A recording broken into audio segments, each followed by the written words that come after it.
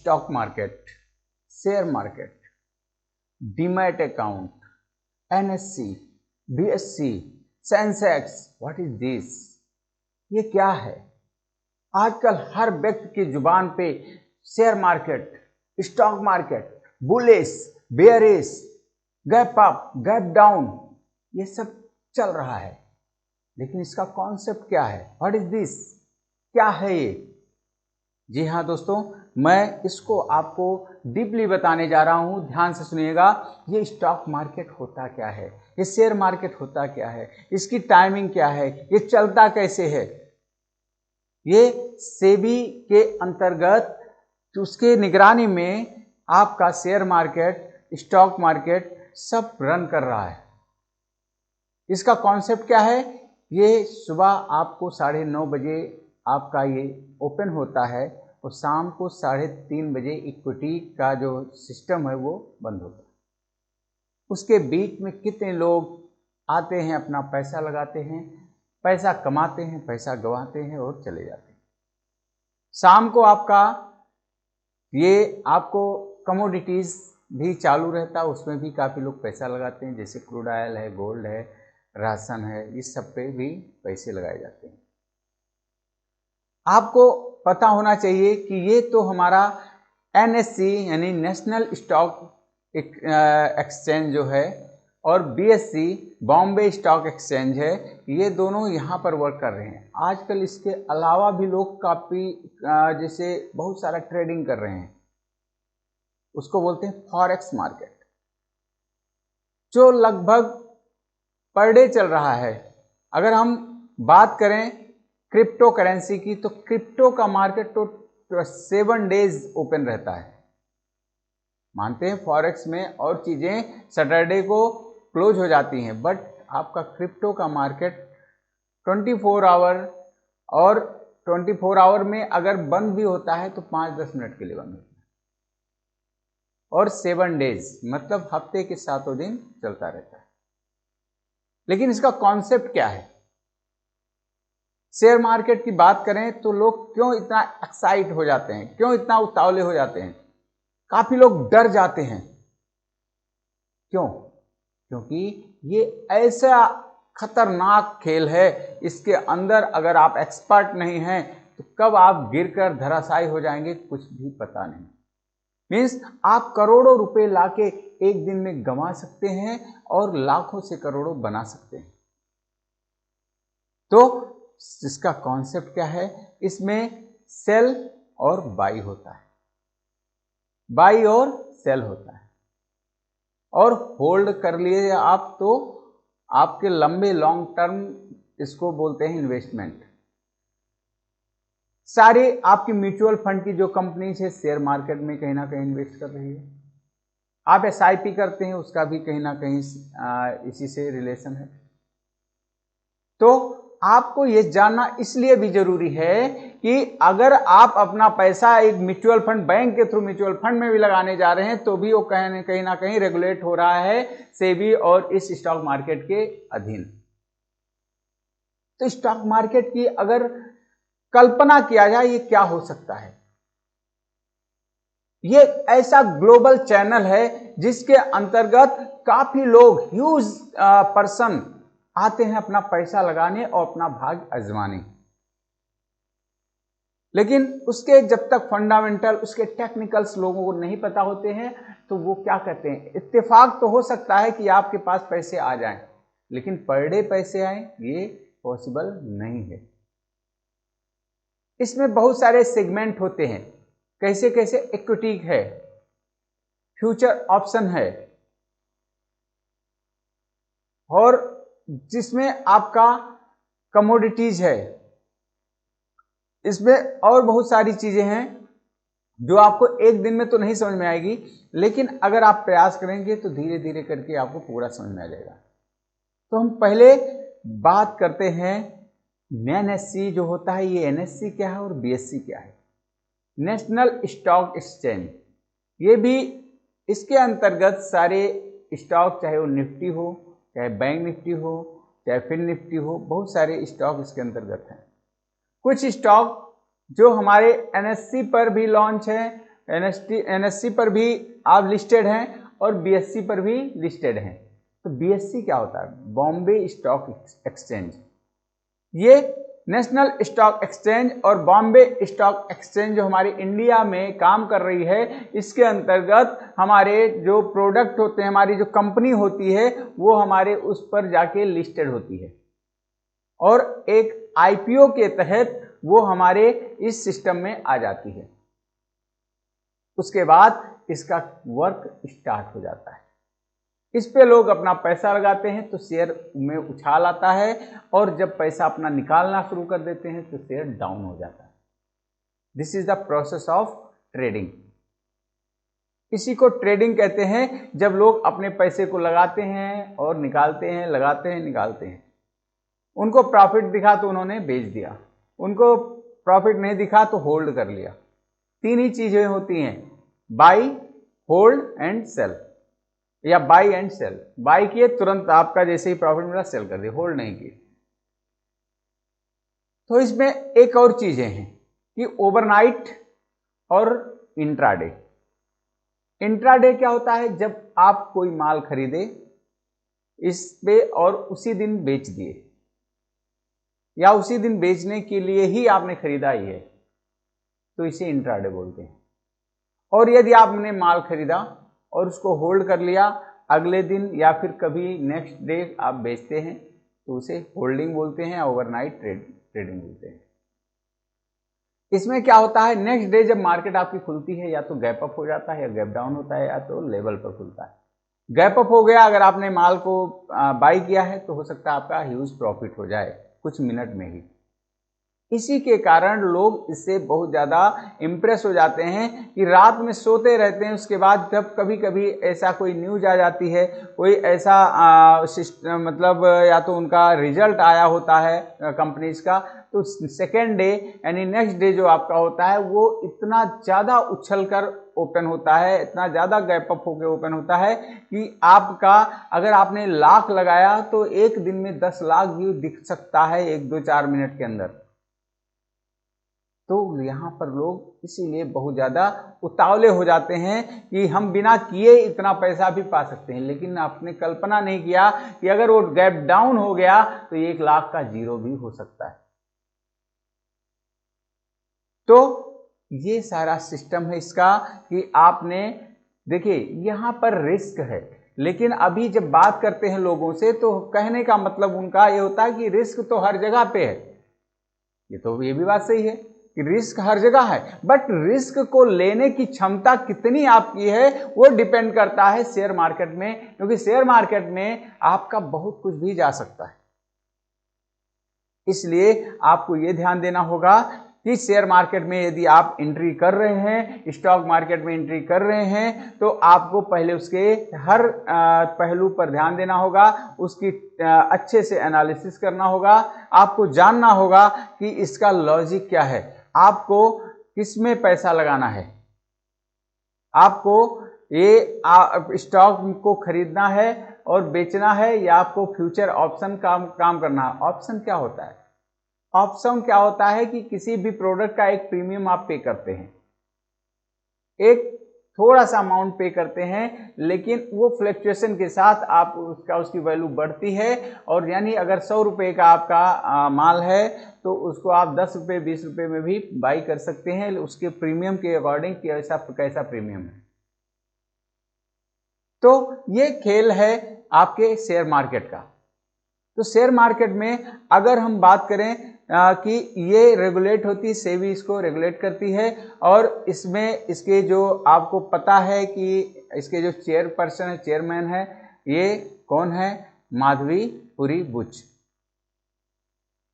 अगर हम कोई हमारा ब्रोकर, कोई हमारा एक्सचेंज में कुछ भी कहीं कोई फॉल्ट आती है, कोई प्रॉब्लम आती है, तो सेबी उसको एनालिसिस करती है, उस पर चेक करने के बाद अगर गलत पाया जाता है तो उस पर जुर्माना वगैरह भी लगा देती है। आप ध्यान देंगे कि इसका जो फ्लक्चुएशन होता है वो इतना तेज होता है। अगर एकाएक मान लीजिए, एक छोटा सा एग्जांपल बता रहे हैं आपको कि मान लीजिए रिलायंस कंपनी है या अंबानी जी की कोई कंपनी है, टाटा की कोई कंपनी है या अडानी की कोई कंपनी है। अभी आपको बता दें एक छोटा सा एग्जांपल, हिंडनबर्ग ने 24 जनवरी 2023 को एक रिपोर्ट प्रस्तुत किया अडानी के खिलाफ, और उस समय अडानी के शेयर इतना तेज गिरे कि उसको थमे ही नहीं। मींस जो उनका शेयर 50% लॉस पे चला गया, एक एक दिन में 15-15, 20-20% टूट गए।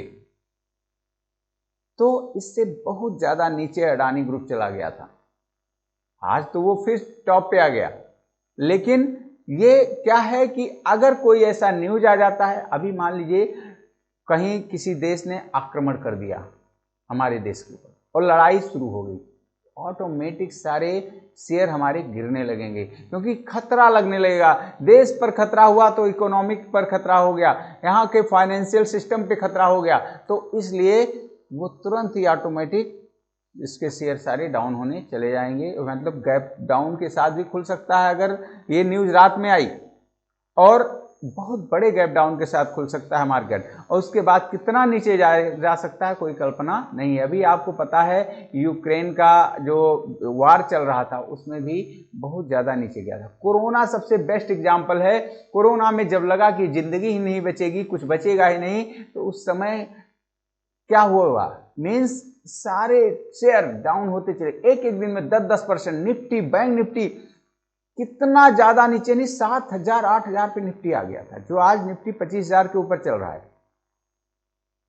तो ऐसा ही अगर न्यूज आता है तो भी आपके शेयर धराशायी हो जाते हैं। उसके लिए आपको अवेयर होना पड़ेगा, कब कौन सी न्यूज आ रही है उसको फॉलो करना पड़ेगा, उसको रीड करना पड़ेगा, और आपको डीप एनालिसिस करना पड़ेगा। अगर ऐसा कर सकते हैं तभी इस सेक्टर में आना है, अदरवाइज इससे बहुत दूर रहिए। ये ऐसी आग है जो आपको जला सकती है, और एक ऐसी आग है जो सोने की तरीके से आपको उसको निखार सकती है। आप क्या चाहते हैं, मीन्स अगर आप जलने के लिए तैयार हैं, सोना के तरीके से निखरने के तैयार हैं, तो आप इसका कंप्लीट नॉलेज लेकर आइए कि ये आग है, छूने से आदमी जल जाता है। क्या करेंगे तो इस आग के साथ हम खेल सकते हैं। तो इसके लिए आपको पूरी तैयारी के साथ आना होगा। इसके पूरे नॉलेज लेने के लिए बहुत सारे प्लेटफॉर्म हैं, जैसे आप मनी कंट्रोल ले लीजिए, सेंसिबल ले लीजिए, उसके बाद बहुत सारी और चीज़ें हैं जो आप जाके NSE की साइट पर चले जाइए, NSE.com पे जाके आप पूरा NSE का पूरा रीड कर सकते हैं। उसके सारे शेयर के बारे में, किसी भी शेयर के फंडामेंटल्स और टेक्निकल का पता लगा सकते हैं। किसी का जैसे 1 साल पहले क्या स्थिति, 2 साल 4 साल पहले क्या स्थिति थी, अब क्या है, कोई भी प्रोडक्ट अगर लॉन्च हुआ तो ऊपर गया है, नीचे गया, वो सारी डिटेल्स आप पता कर सकते हैं। इसमें दो होता है, बुलिश और बेरिश होता है। अगर कोई स्टॉक आपका बुलिश फॉर्म में चल रहा है तो इसका मतलब वो ऊपर ही जा रहा है, बेरिश फॉर्म में चल रहा है इसका मतलब वो नीचे जा रहा है। ठीक, मीन्स अगर आप कोई माल खरीदते हैं, बाई करते हैं, तो जब स्टॉक ऊपर जाएगा तब आपको प्रॉफिट होगा। अगर कोई स्टॉक आपने सेल करके रखा है तो जब स्टॉक नीचे जाएगा तो आपको प्रॉफिट होगा। ठीक, इसमें ये सारा सिस्टम है। तो मैं केवल कॉन्सेप्ट बताने के लिए आज इस अवेयरनेस क्लास में आया हूँ कि आपको अवेयर करूँ स्टॉक मार्केट से। स्टॉक मार्केट के बारे में यदि आप कुछ भी नहीं जानते हैं तो आज आपके लिए ये बहुत इम्पॉर्टेंट है। इसको आप देखिए, सुनिए, इसके बारे में आपको ये इतना नॉलेज हो जाएगा कि हम इसको स्टार्ट कैसे करें, इसमें शुरुआत कैसे करें। तो मैं वो आपको बताने जा रहा हूँ। आपको करना क्या है कि फर्स्ट ऑफ ऑल आपको एक डीमैट अकाउंट खुलवाना होगा। आजकल तो बहुत सारे बैंक आपको ये सुविधाएँ दे रही हैं, चाहे HDFC बैंक ले लीजिए, चाहे पेटीएम वगैरह भी आपको ये सुविधाएँ दे रही है, ICICI बैंक ले लीजिए। हर एक बैंक आपको डीमैट का सुविधा प्रदान कर रही है। बाकी आपको बहुत सारे और नाम हम क्या लें, आप जीरोधा है, एंजल वन है, और बहुत सारे हैं, सेस ऑनलाइन है करके बहुत सारे ऐसे प्लेटफॉर्म है, धन है। तो सब में किसी में भी आप अकाउंट अपना खुलवा सकते हैं। अमाउंट का किसी में तो फ्री है, किसी में नॉमिनल चार्ज है, तो उस नॉमिनल चार्ज के हिसाब से आप अकाउंट खुलवा सकते हैं। उसके बाद फिर वो ब्रोकरेज कुछ आपको जितना भी आप ट्रेडिंग करेंगे उस हिसाब से उसका ब्रोकरेज सिस्टम है, वो ब्रोकरेज लेता है। आप अमाउंट डाल देंगे, उसके बाद आपको क्या करना होगा कि आपका जब अकाउंट एक्टिव, कभी कभी अकाउंट एक्टिव होने में 1-2 दिन लग जाता है और कभी कभी उसी दिन भी हो सकता है, किसी किसी का है, वो उन लोगों का क्या टर्म एंड कंडीशन है उस हिसाब से होता है।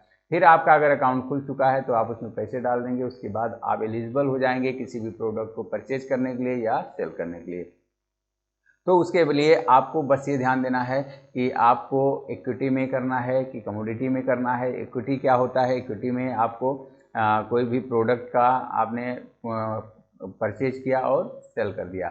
अब आपको ये दे रहे हैं जैसे आपका इन्वेंट्री टैली में पढ़ते थे, तो वो एक तरीके से कमोडिटी होगी। कमोडिटी में आपको गोल्ड हो गया, आपका क्रूड ऑयल हो गया, आपके जैसे सिल्वर हो गया या किसी भी खनिज पदार्थ हो गए या कोई भी आपका ये सोना चांदी, उसके बाद राशन भी इसमें आते हैं जैसे गेहूँ चावल मूंगफली, जितने भी दाल, ये सबकी ट्रेडिंग होती है और सबका रेट कैसा चल रहा है। सेंसेक्स इसमें एक महत्वपूर्ण भूमिका निभाता है। सेंसेक्स आजकल बहुत हाई चल रहा है, तो सेंसेक्स का क्या लेवल चल रहा है, निफ्टी का क्या लेवल, निफ्टी 50 करके आता है। निफ्टी 50 क्या होता है, निफ्टी में क्या एक चुनकर 50 स्टॉक ऐसे रखे गए हैं जो टॉप पे, जो अच्छे हैं, जिनका फंडामेंटल और टेक्निकल सब अच्छा है, उसको उस कैटेगरी में रखा जाता है। उसके बाद फिर आपको ध्यान देना होगा कि 3 तरीके के और स्टॉक होते हैं, जो एक होते हैं लार्ज कैप, एक होता है आपका मिडिल होता है, एक आपका होता है लोअर होता है। मीन्स तो आपको मिड कैप, स्मॉल कैप और लार्ज कैप बोलते हैं उसको। लार्ज कैप अलग होता है और मिड कैप अलग होता है और स्मॉल कैप अलग होता है। इसके बारे में भी आपको डिटेल नॉलेज लेना होगा, तो आगे आप जानकारी ले सकते हैं इसका। उसके बाद आगे आपको बहुत कुछ बताया जाएगा, लेकिन आज केवल कॉन्सेप्ट बताया जा रहा है कि इसमें आप अगर आना चाहें तो किस तरीके से काम कर सकते हैं। बस आपको ये ध्यान देना है, कभी भी लॉट के हिसाब से, अगर आप ऑप्शन में काम करते हैं तो लॉट के हिसाब से होता है, बाकी आप नॉर्मल करते हैं तो आपको ध्यान देना है कि CNC होता है कि MIS होता है। MIS जिसको इंट्राडे भी बोलते हैं और CNC होता है आपको ओवरनाइट या होल्डिंग बोलते हैं। तो होल्डिंग करना है तो आप कोई भी स्टॉक ले लेंगे तो फिर आपको बहुत ज़्यादा टेंशन लेने की ज़रूरत नहीं, जब उसका रेट बढ़ेगा तो आप बेच सकते हैं और ऐसे करके आप लाइफ टाइम के लिए भी रख सकते हैं, जब भी कभी रेट बढ़ेगा तो बेच सकते हैं। और इंट्राडे होता है कि आपको 3:30 बजे के पहले आपको एक स्क्वायर ऑफ करना ही है। अगर आप इंट्राडे ऑप्शन के अंतर्गत लिए हैं, उसको अप्लाई कर दिए हैं कि हमारा जो माल ले रहे हैं वो इंट्राडे में ले रहे हैं, तो अगर आप नहीं भी करते हैं तो वो 3:20 3:25 तक वो ऑटोमेटिक स्क्वायर ऑफ कर देगा। बस ये फ़ायदा होता है इसमें कि आपका क्या होता है, जैसे मान लीजिए ऑप्शन की हम बात करते हैं, ऑप्शन में क्या होता है कि आप जो जैसे मान लीजिए आपने 50 रुपये लगाया तो आपका लॉस 50 ही होगा।